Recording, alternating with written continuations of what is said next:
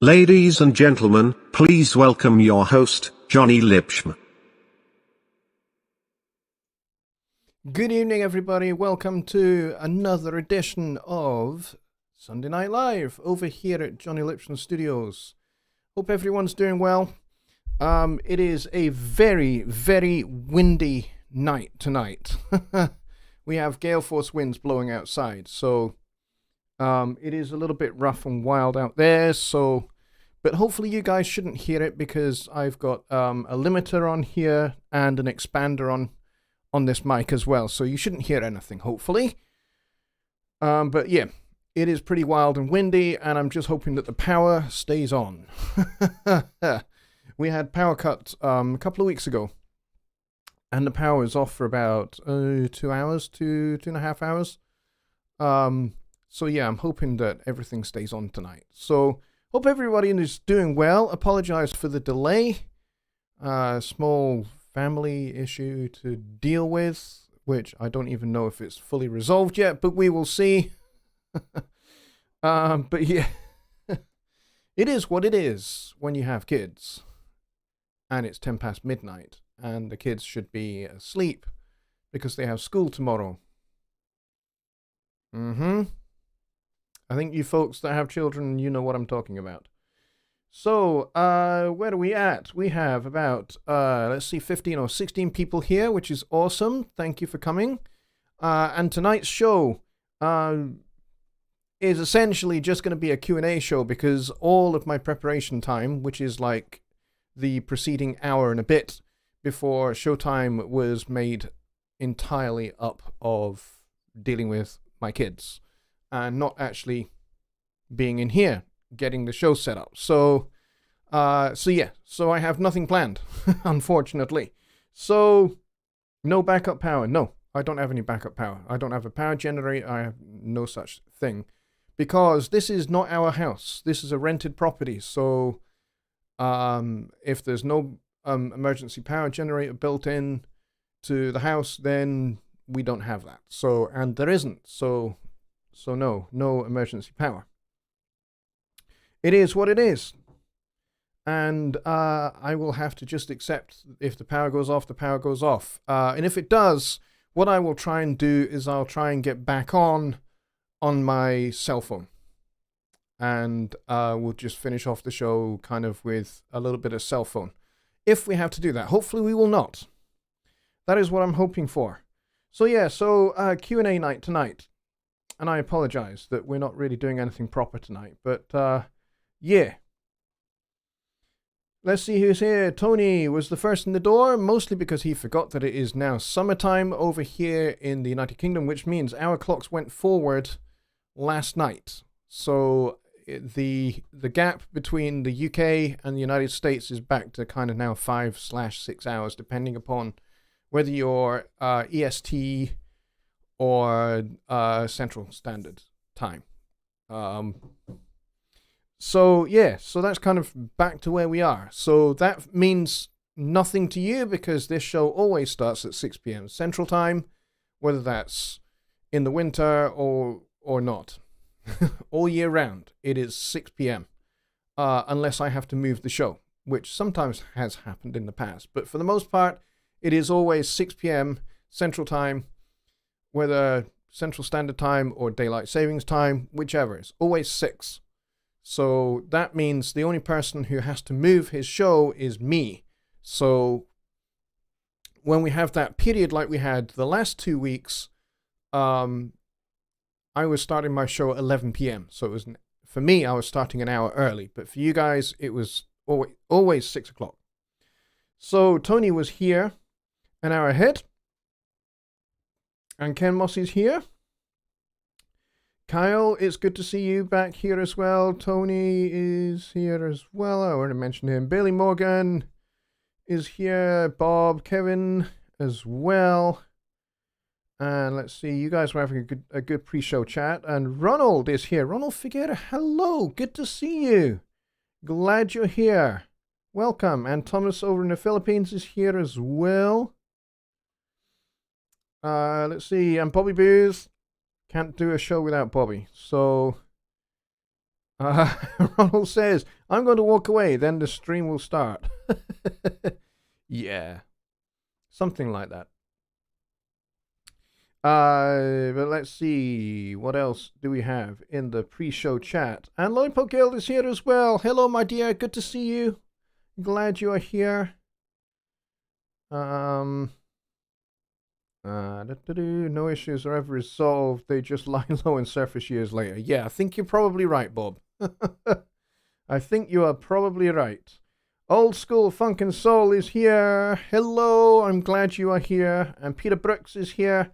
If you are watching the show and you are not in the chat and you would like to be in the chat, then please say hello and I will mention you by name. And even better, if you super chat me, I will give you a little fanfare on the piano to go with that. Okay, so by all means, go ahead and do that. Lollipop says, holding on to my hat. Yeah. If I was wearing one, I would be holding it too, because it's pretty wild outside. It's been like that for most of the day, but actually just in the last half an hour, the wind has really got up. Really super duper out there. So, 21 people here, and we're about 15 minutes into the show, mostly because I'm late starting it. So we will run a little bit over tonight to make up for the fact that I started probably about 8 minutes late. So we'll run over a little bit, if you guys are up for that. Mr. Thumbs Down was here already. Yeah, I don't really care. If Mr. Thumbs Down wants to thumbs down every single show just because he is wildly entertained by it, then he can go ahead and do that. That's absolutely fine. If that's what amuses him or her, they can go ahead. Fine by me. Does not bother me. Alrighty. What have I got here? Oh yeah, that's Task Manager. Don't want that open. Bye-bye. Okay, get your questions in the chat, folks. And Oscar Toft is here as well. He says, first time here from Norway. Oscar, welcome. Glad you are here. Come and join the party, the only party currently in Scotland, because Scotland is still in lockdown. But Oscar, I am very glad you're here. If you have a question regarding Studio One, Presonus gear in general, although that said, I don't have a whole lot of Presonus hardware, so I can't really answer a whole ton of questions on it. But yeah, if you've got a whole bunch of questions about Studio One, about Notion, about songwriting, composing, arranging, any musicology questions, music history questions, then certainly please do get them in the chat, and I will try my very best to answer them. And if that means we need to go into Studio One to demonstrate something, we'll do that. Now, I know Tony had a question about the update for the Studio One remote, which now includes the show page and everything that goes with that. I do have an iPad. I don't have the cool software that Jonny Gibe has for being able to show my iPad screen in OBS. I don't know how he does that, but I don't have that. And I also don't have any more USB ports to be able to plug it into, to be able to do it.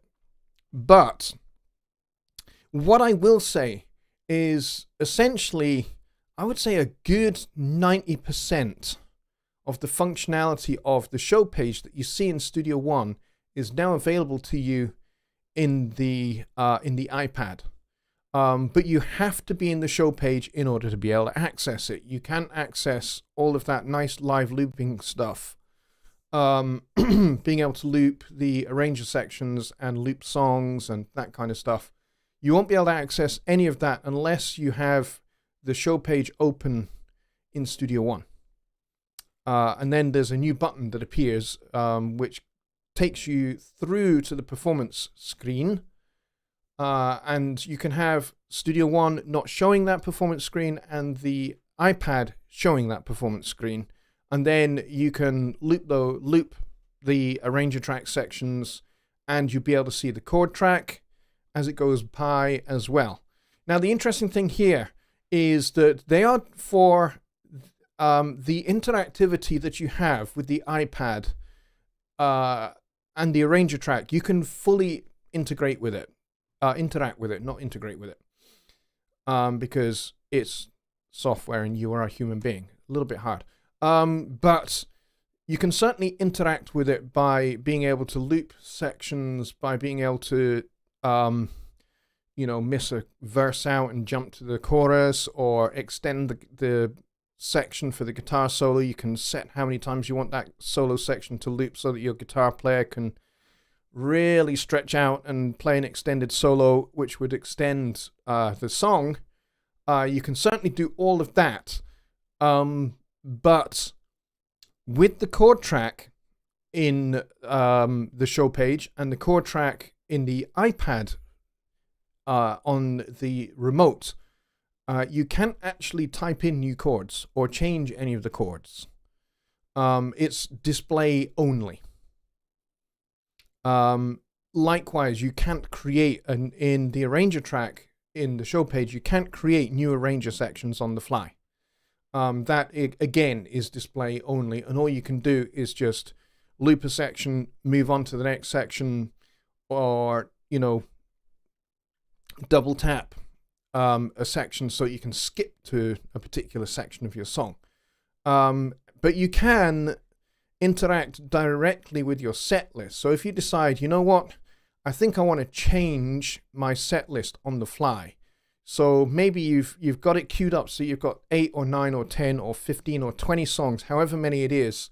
And as you're going through your set, you realize that maybe your audience is not, you get the sense from the audience interaction with you that maybe a particular song needs to the order of this particular song, where it comes in your set, needs to be changed. And maybe you move that song further down your list. You can do that on...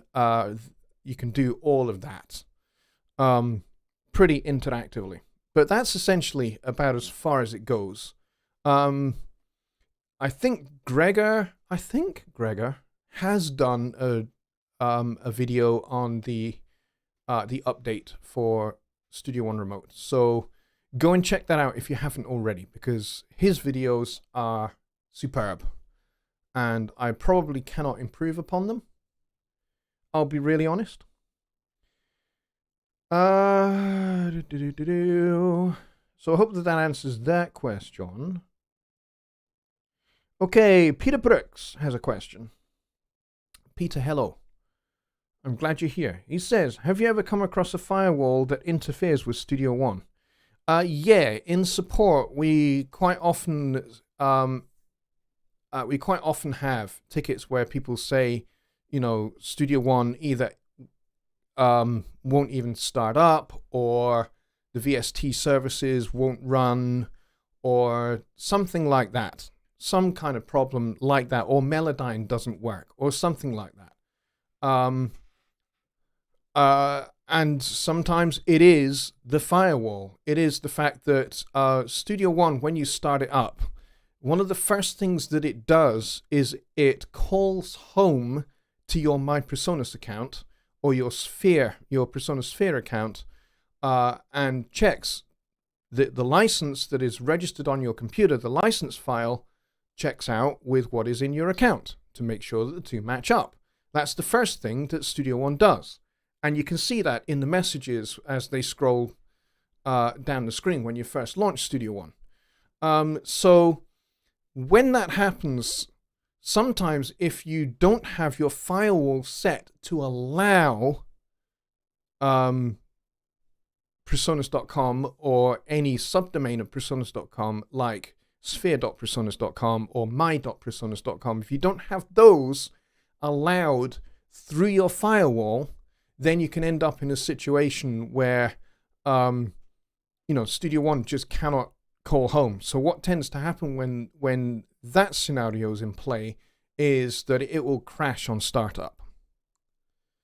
It will just crash the desktop. It will just disappear.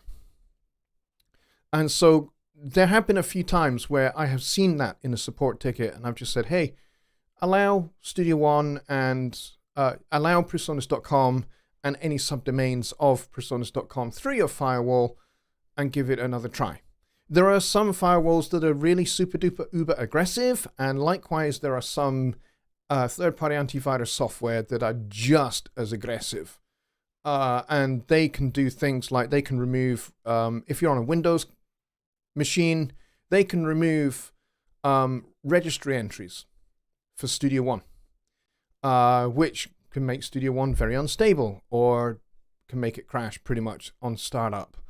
But they can also prevent the VST2, VST3 AU and rewire services not run properly. And when that happens, that means your third-party plugins or the ARA system for Melodyne won't work properly. And so we often find, we just say, hey, try uninstalling your antivirus software and then try it again. And, and quite oftentimes, particularly things with AVG or Avast, and Bitdefender, those are the three, or Norton. Those are the ones that are the most aggressive with Studio One, and they can be a real problem for running Studio One in a stable, reliable fashion. So quite oftentimes we say, hey, just temporarily uninstall them, and you don't want to have your computer be vulnerable, so use Windows Defender instead for now. And then test and see if the issue persists. And quite often they'll come back and say, hey, actually, it works now. So therefore, the logical conclusion is that the third-party antivirus software or the anti-malware software was actually treating various aspects of how Studio One works on your computer as if they are viruses and removing them from your system. So that's something to kind of bear in mind with stability with Studio One. Personally, for me, when I first started When I first started using Studio One back in 2013, I had Avast on my computer. And I had no problems with it until we got to version 3 of Studio One. And then I started to have problems with it. And then I was just like, okay, I'm going to uninstall Avast and I'll just use Windows Defender and see what happens. And so I found that Studio One ran a lot better. A lot better. No crashing, no pops, no clicks, none of that stuff. And all I did was get rid of Avast, and I haven't used it since. And I'll be honest with you, I have not had a crash with Studio One in 5 years. Maybe actually 6 years now, because we're in 2021. I think 2015 was the last time I actually had a crash. And I've only had 3 total crashes with Studio One since 2013.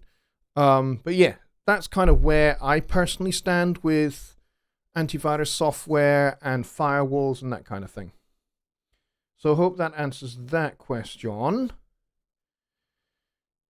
Ken says, this is the place to be on a Sunday night, Monday morning. Well, thank you very much, my friend. I am very glad you like it. I like you guys being here too. If you were writing a song in C minor and wanted to raise it to G minor, what chords would you use to make that transition? We kind of covered that before on Songwriting Simplified, but I'm happy to go over that again, if that helps. And I'm going to talk about something called 251.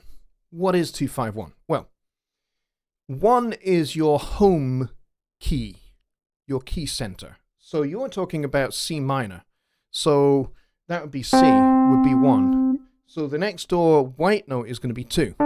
So if you count up from C, 1, 2, 3, 4, 5, there's 5, and that goes down to 1. So you go 2, 5, 1. All right, but we're talking about, I mean, in a major key, you just go D minor, G7, C.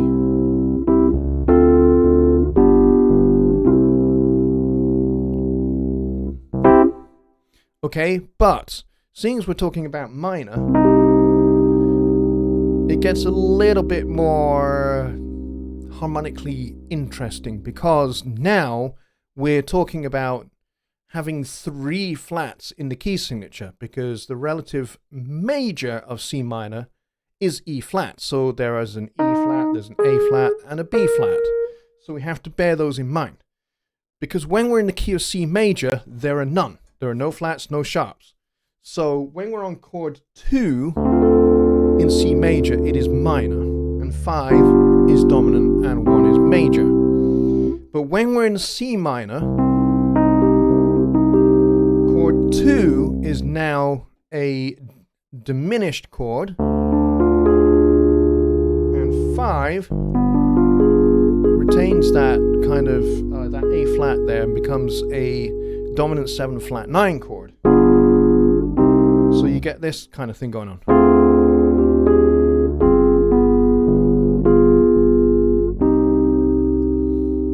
Okay, so if I'm in the key of C minor and I want to go to G minor, I have to use the 2-5-1 in the key of G minor. Alright, so in G major, that chord 2 would be minor. A minor, D7, G. A little bit of a blue note in there by mistake. Okay, but as I said, we're talking about G minor. So chord 2 is going to be diminished. There's that flat 5. Now that becomes flat 9 of D7 to G minor. Okay, so that's kind of how it works. I mean, you can change that flat 9 to a sharp 9 if you want. And that's what I tend to do. That's what I tend to do most often. So going from C minor,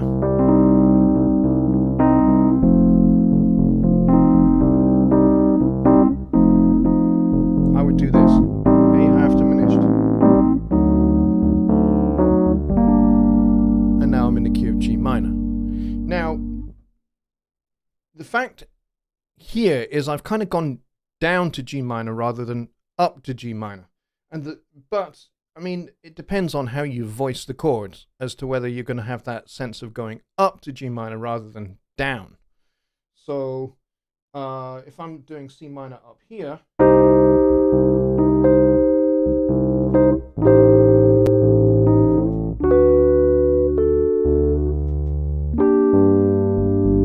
still kind of a little bit down, but it's a little bit less down than the way I was doing it before. I suppose I could do, let's see.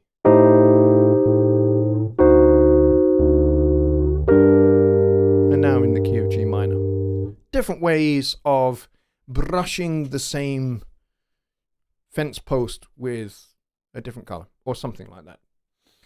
I don't know. I'm not very good at those kind of analogies. But yeah, I hope that helps answer that question. Make sure your tablet's up to date. Too, if mine are out of date, can't update them. We'll have to buy new ones. Good point. You will need to be on iOS 13, I think. 13 or higher, I think it is the minimum. I have 2 iPads. I have this one here. This very pretty one here. Hello, iPad. This one is an iOS 14 machine. It's an iPad 8. So it's pretty much brand spanking new as of last year. And then over there, underneath that desk, which you can't really see, I have a much older iPad 6. Or is it an iPad 5? I'm not really sure which one it is.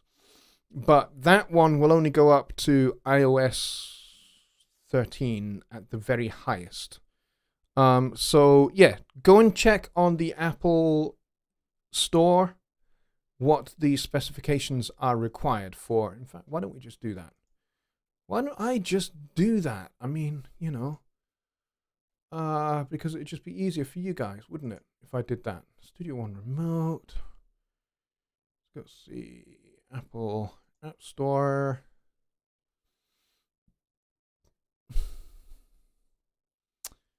It requires, it says here anyway, on the App Store, it says requires iPad iOS 10.3 or later, is what it actually says here.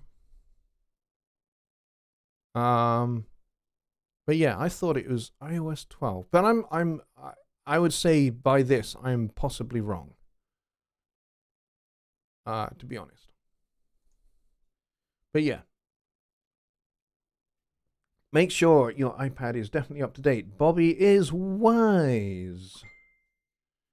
And that's my phone because somebody is trying to message me. I wonder who that is. Is that one of you guys? Let's see. Who is it? No, it's not. It was irrelevant for now. Okay, let's see. You're welcome, Peter. He says, thank you. Bobby says, you're lucky it doesn't even show up in mine. I have 10 also. Oh, interesting.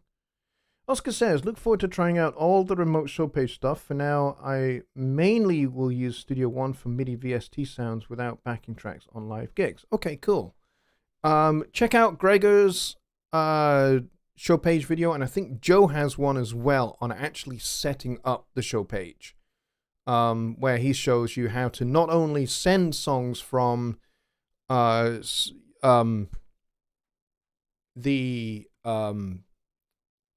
I've got a little bit distracted there. From the song page to the show page. He shows you how you can do that, and also how you can import stuff as well out of the browser and into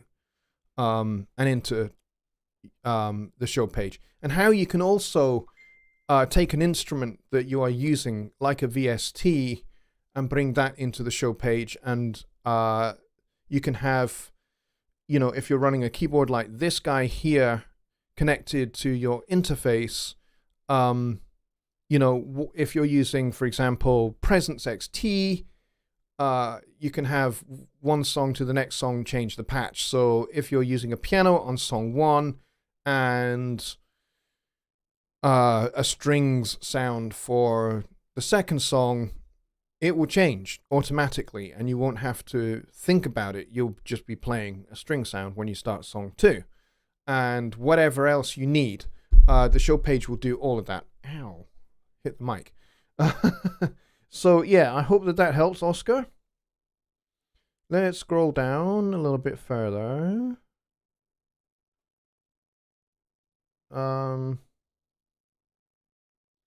See what else we have here. Old School says, so you have to be online every time you load Studio One. I'm still doing well, recently finished hardware upgrades, so I'm ready to load Studio One soon. You don't have to be. You can actually run Studio One offline. But one of the things it does do is it reaches out to your account and checks that your license file matches. But yeah, you can run Studio One offline. Not a problem, but if you want to receive updates for Studio One when they are released, then you'll need to be online. And the same for upgrades when they are released, 0.0 upgrades. When they are released, you'll need to be online for those as well. But I keep my machine online all the time. In fact, I keep both my computers, this Windows machine and the Mac, just over here. I keep both of those online all the time. No problems whatsoever. Let's see. Mike Neighbor is here. Awesome. He says, good evening. Sorry I'm so late. Picking up kid from work. No problem. No problem at all. Lowens is here. John Lake is here. He says it's just me and my shadow. Yeah, I know what you mean. Lollipop says, thank you, tricky moves. Yeah, minor keys are a little bit kind of funkier to do 251s in. But once you have them down, it works really, really well. You just have to remember that when you're in C minor, you have accidentals. You have flat keys in your key signature. You have an E flat, an A flat, and a B flat. Because C minor belongs to E flat major. Which is why chord 2 has that A flat in it. It doesn't have the A natural. It has the A flat, okay?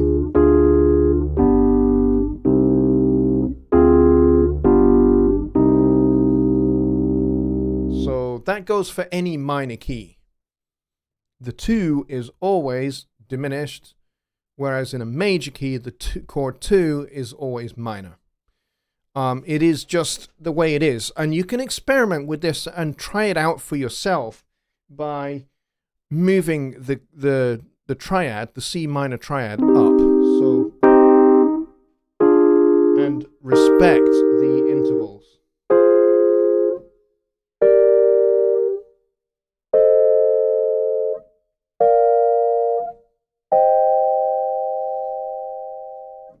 and you'll see that they sound different. So 1 is minor, 2 is half diminished, 3 is major, 4 is minor, 5 technically is minor, but it can be major as well. But in the harmonic minor, it's different. And then you have A flat, then you have B flat, and you have C.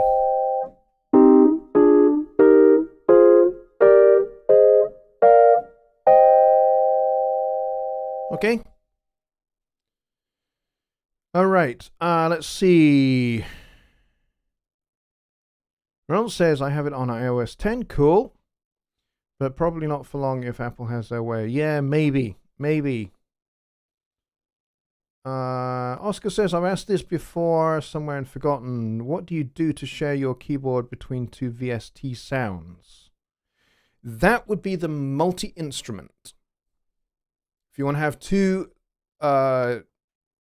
two completely different sounds, like if you want to layer a keyboard like a piano with strings, you can do that using a multi-instrument. I can show you that.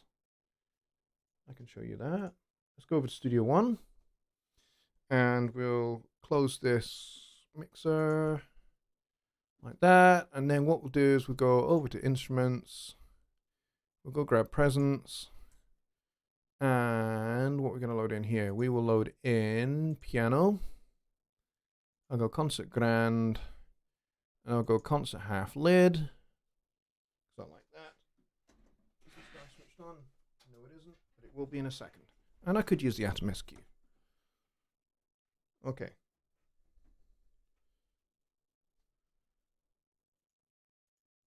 There we go.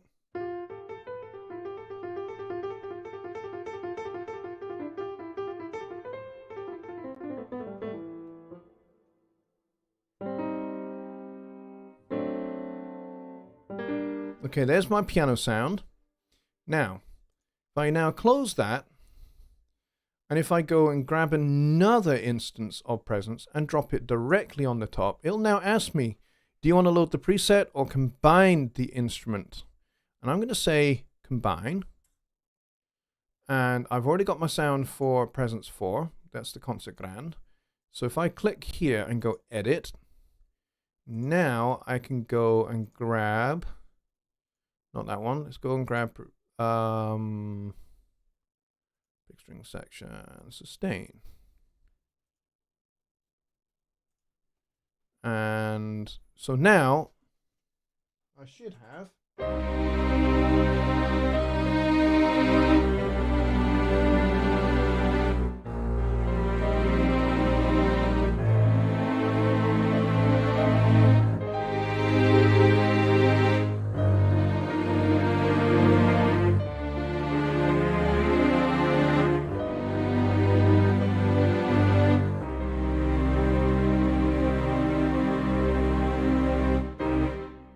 and now I've got piano and strings layered up quite nicely.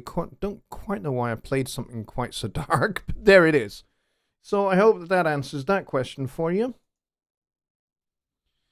Let's see, what else do we have? Kyle is away by the look of it. He says, thunderstorm imminent, gotta shut down. Kyle, take care, buddy. Thank you for coming. Glad you're here.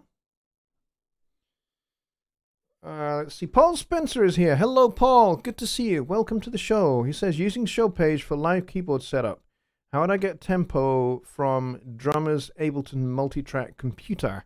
That's a good question, because Ableton doesn't integrate with the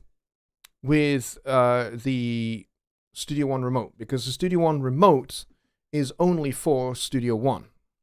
So that will be a little bit of a problem. However, I don't think I've ever used Ableton Live on one computer and synchronized that to another computer using Studio One. I guess both computers will need to be on the same network. You're going to encounter latency because you'll be sending from one computer through a router into another computer, presumably. I've never done that, so I'm kind of guessing a little bit. Or you'd be using Ableton in Studio One via Rewire, but again, it's going to have to be networked. So that's going to be a problem for you as well. Can I split the keyboard too, says Oscar? Yes, you can. You absolutely can. So if I want just strings at the bottom and piano at the top, I can do this. Where should we split that? Let's split it there. And then I'll split that there as well. So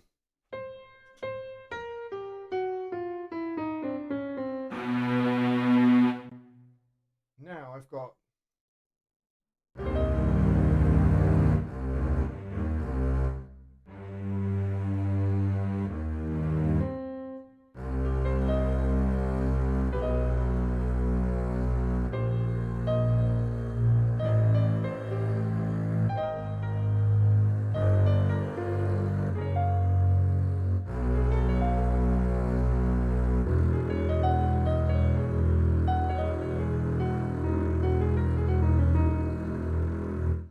now I've got a split.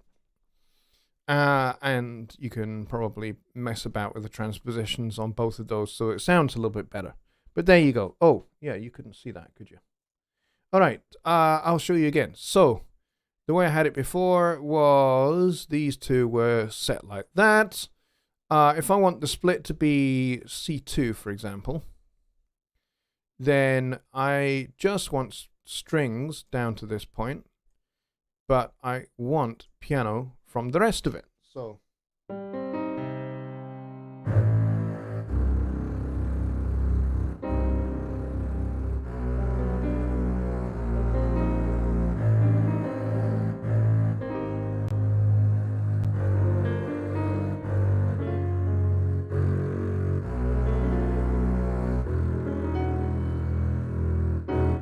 and somehow as I did before, I went from C minor to E major there. So there you go. Thank you, Ken, for the little reminder there. So that's how you split the keyboard, and you can have as many splits as you want.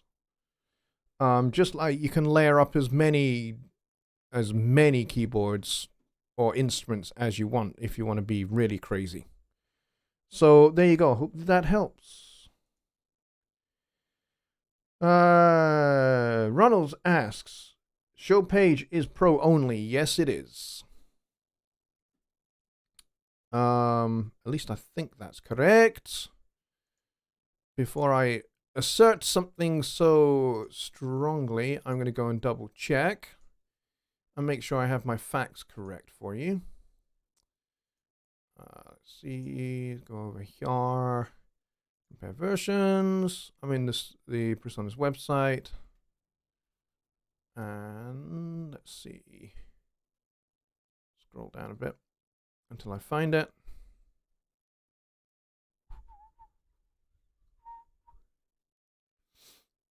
Show page is professional only. Yep, that is confirmed. So there you go.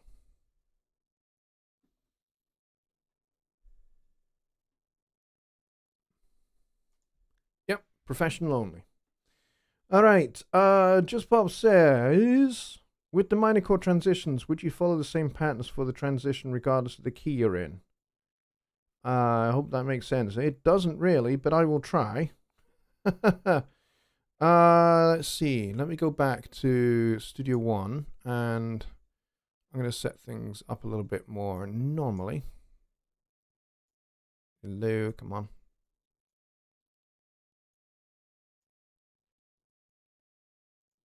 So, what was it you were asking? Minor chord transitions, would you follow the same patterns for the transition regardless of the key you're in? Yeah, if I'm in C major, and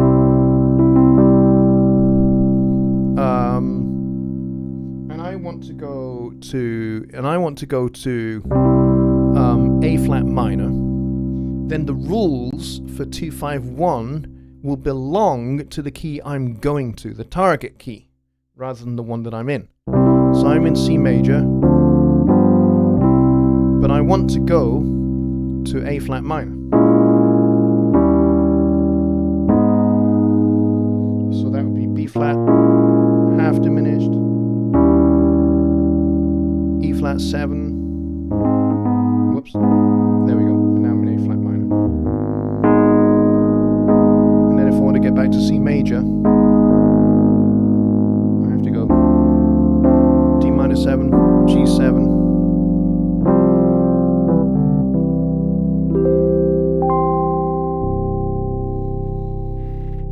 So if you are in a minor key going to a major key, you do a major 2-5-1. So that would be D minor, 2 minor, I should say, 5-1.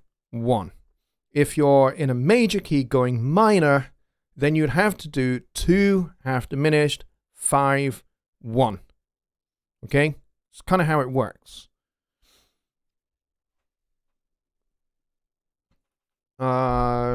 Yeah, so that's kind of how those work. That's how key changes work. That's how 2-5-1s work.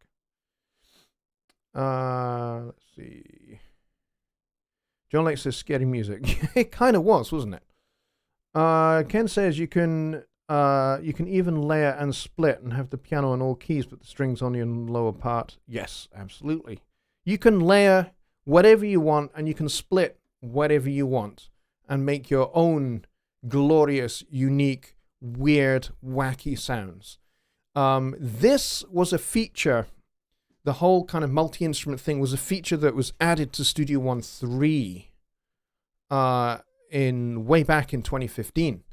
And I can remember going, oh, that is so cool. And I immediately, got my Iwi, which is now in a cupboard. But I got my Iwi out and started creating some weird, wacky, multi-layered sounds that I could just play on my Iwi. And it just sounded heavenly, glorious. And to this day, it still is. It's just that my Iwi does not work with Studio One 5.2, unfortunately. Time for a new Iwi. Let's see. Done that Christmas tour. Piano on the whole keyboard and a double bass on the low section. Yep, I have done that too. When my bass player was out of action once. Yeah.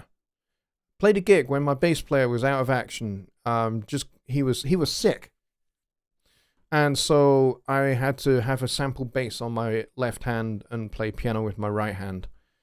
Managed to do it just about get through the gig. But to play his bass parts and my piano parts and sing at the same time was challenging, to say the least. Just Bob says, thanks, the pattern's 2-5-1 to the key you're going to, regardless of the key you're in. Yes, that is exactly right. Because 2-5-1s are entirely designed for where you're going to. They are the key that unlock that door for that key that you're going to. So, yeah, if you're wanting to unlock the key of G major when you're in the key of E flat, here I am in the key of E flat, and I want to go to G major.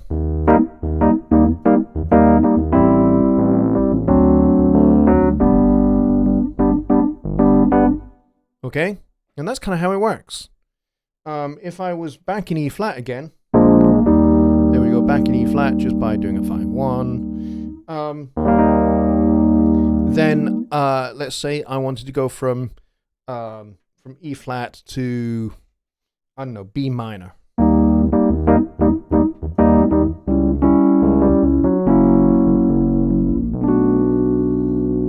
Minor 2-5-1 in the key of B, C sharp half diminished, F sharp 7, B minor. And then I want to get back to the key of E flat. I can do a 2-5-1, which would be F minor, B flat 7, E flat. Or you can foreshorten it if you want and just do 5-1 instead. So let's go back to B minor. I can just go B flat 7, E flat. I can do it with just a 5 going to 1. You know, it's that easy. I could go 5-1, 5-1,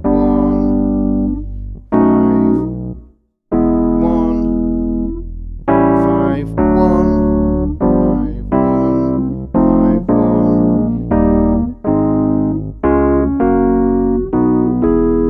And you can keep going round and round and round, the circle of fifths. So that's how you do it. You can do it with two full 2-5-1s, or you can be sneaky and just do a 5-1. Or you can do something which is also known as a backdoor 2-5, which is where you do flat 6, flat 7, 1. Use that quite a lot, particularly for improvisation. If I'm playing an improvised line with my right hand and the rest of the band just does a regular standard 2-5-1, sometimes I will just play the flat 6-7-1 instead with what I'm doing with my line. And it makes an interesting kind of it introduces some really interesting dissonances that just make the line just sound really, really cool. But that's for another show. Improvisation's really for another show. Does it work on external MIDI? Yes, I believe it does. Haven't tried it, but I believe it does.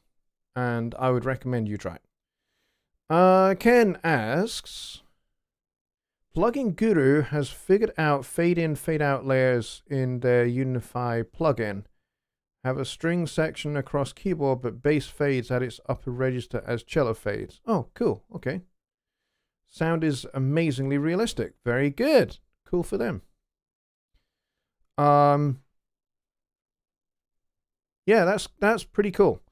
Now, the interesting thing about strings is they don't always fade. I mean, I'm not just talking about the present strings here. If I was to let's see, where's my piano? If I was to turn off the piano and just have just the strings,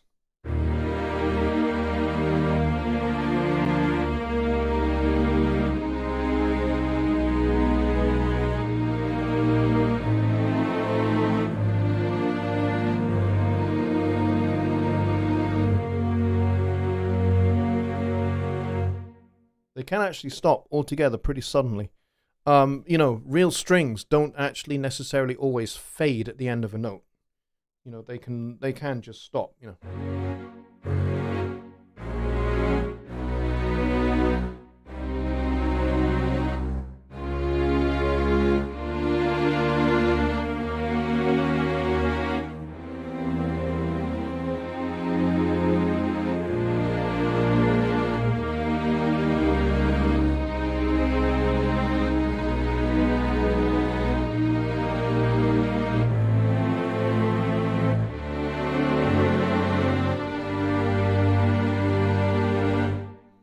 And that's another thing I quite like doing, by the way, is kind of just doing a 5-1 to a completely remote different key, which is what I did there.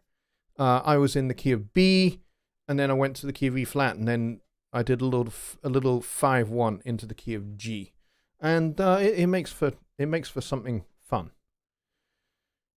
But there you go. I hope that helps, and we have a few minutes left, and I would like to take some more questions if you guys have got them. Would a show on improv be a Sunday or Wednesday? It could be either, actually, because improvisation can be an important part of songwriting as much as it can be an important part of just music in general. And it's also a massive subject because there's a lot of different ways you can improvise. You know, I know it sounds counterintuitive, but with improvisation, there are actually rules. It's not just, you know, playing whatever you want. You know, in order for it to make sense, it's like the way I'm talking to you now, I am not just using words in a random order. My words are ordered into sentences that are hopefully easily understood so that I am able to communicate actually fairly complex concepts to you, my viewers and my listeners, so that they can be understood by you. But here's the thing. There are rules that govern sentence structure. There are rules that govern our speech patterns and our inflections that make things understood.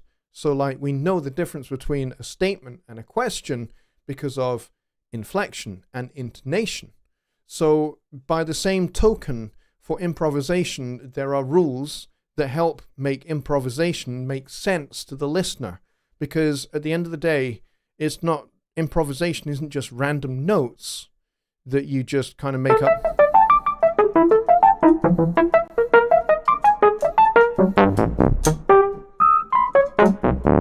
None of that makes any sense. But if I was to put those apparently random notes into a musical and harmonic context or a rhythmic context, you would understand it better and it would make sense to you.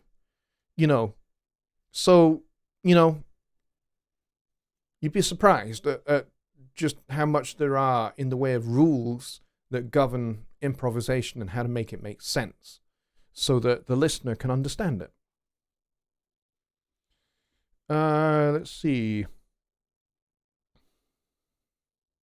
Can I easily change strings from legato to pizzicato while playing live? You can, I suppose, if you know where the particular presets are to do it. If you are using the song page, the show page for your live performance, between songs you can have like strings pizzicato for one song, strings legato for your second song. At the moment, you can't change on the fly. You can't change your presets on the fly or have them automatically change on the fly in the show page.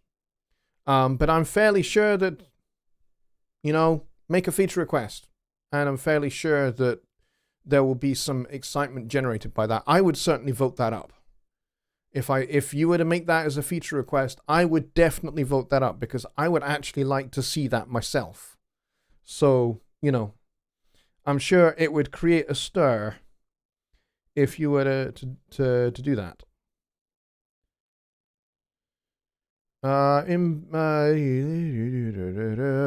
Just Bob says improv is 90% scripted, 5% off the cuff, and 5% selling it to look improv. You know what? You're not far wrong, because actually the best improvisers practice their phraseology. They practice different chord changes. They practice the scale, the related scales, and the chord tones, and things like enclosure patterns, which is kind of like an enclosure is notes surrounding the chord tones. So if I take a C, an E, and a G, and a B from a C major 7, then the enclosure notes would be kind of, tone above, half step above, half step below, whole step above, whole step below. Those kind of notes are all kind of, you would call them passing tones, but you can also call them enclosures because they enclose the note that you're going for. So if I want to go from a C to an E, I could do this. Make a nice little phrase like that, nice little bluesy phrase. All I'm doing is going D, C, E, or I could go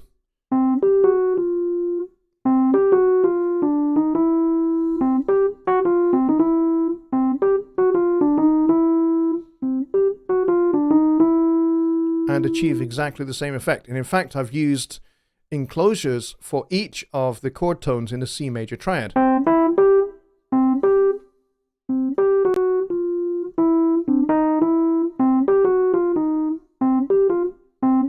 Hey, come on, Lipsham. I've actually used the note E twice there.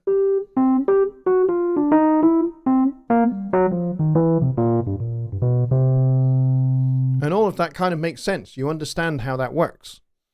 So yes, a lot of it is kind of pre-prepared in a sense that we all have a memory bank of phrases that we can call upon and sentences that we can string together, musical sentences that we can string together to tell a story. So, the best improvisers are the ones that not only show their dexterity on their instrument, but they also show their grasp of melodic and harmonic language in order to be able to communicate their story. So they have a good solid grasp of tension and release, because that's what makes music work, is that sense of tension into release. I mean, when I was going from the C to the E, those are my tension notes that get released into there. But as I say, I could do 10, 15 or 20 Sunday Night Lives just on improvisation because there is so much to cover. And there's so much fun to be had. But Ronald Figura, with the $10 donation, he says, thanks for the helpful information. I promised fanfares you shall get.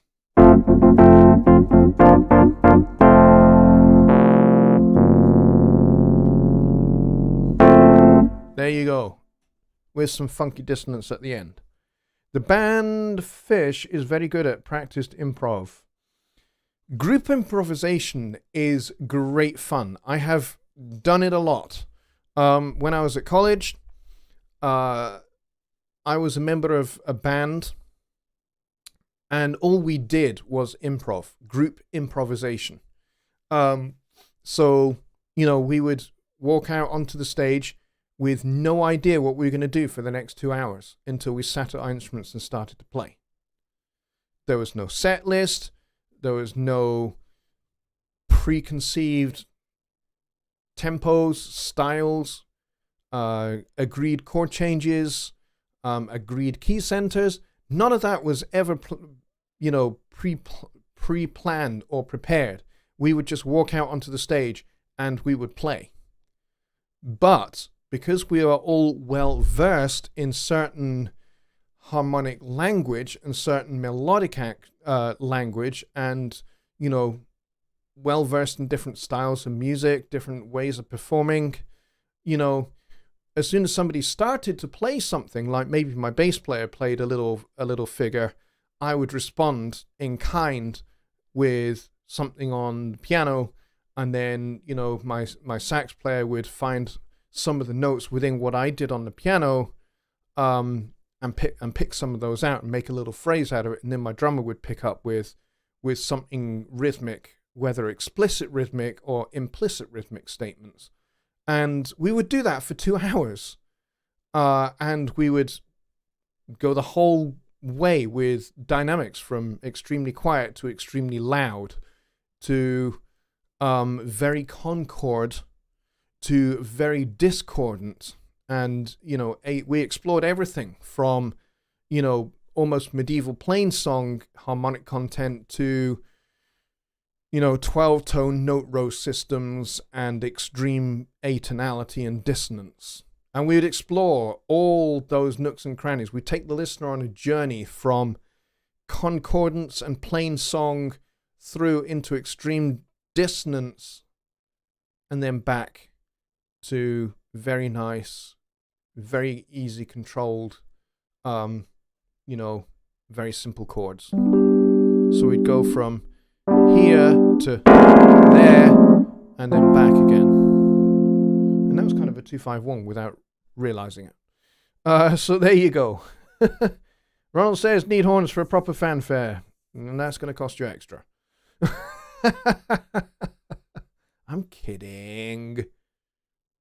Fender Rhodes fanfare will have to do just now. I could blues that up for you. But anyway, we are now at 1:07 in the morning here in Scotland. I have to be up early to get my kids to school, and then I'm back in here for my day job at Presonus. So I'm probably going to end it kind of there. Thank you, everybody, for your questions and for the generous $10 donation. That is very kind. I appreciate it a lot. You guys asked some real belters tonight. And there were a couple that I couldn't actually answer to do with the show page for iPad and all of that fun.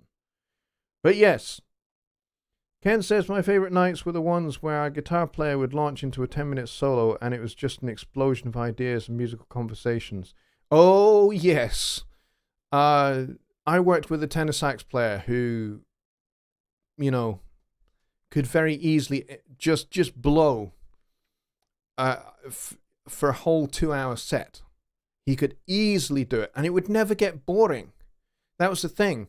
He was so creative And he would explore not just the whole range of his instrument, but he would explore emotion.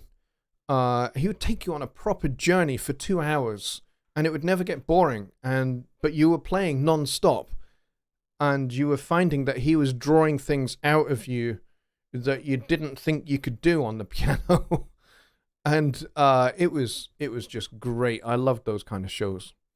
So yeah, here's to eventually being able to perform live in front of audiences again. I have not done it for way too long, and I would love to be able to do it again. It would be great fun. Anyway, a Lollipop Girl with a $5 donation. She says, thank you, and you get a fanfare as well. But you're going to get a different kind of fanfare. You're going to get one of these.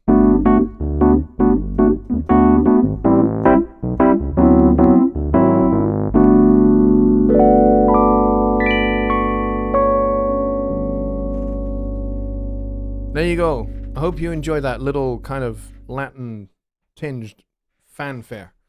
All right, folks, I'm going to bid you all a very good night. Thank you very much for coming, and I will see you all on Wednesday over on Jonny Gibe's channel, which is the Home Studio Trainer channel, for Songwriting Simplified. And maybe we'll talk a little bit more improv. I don't know. We'll talk to Jonny about that. Take care, everybody. Good night.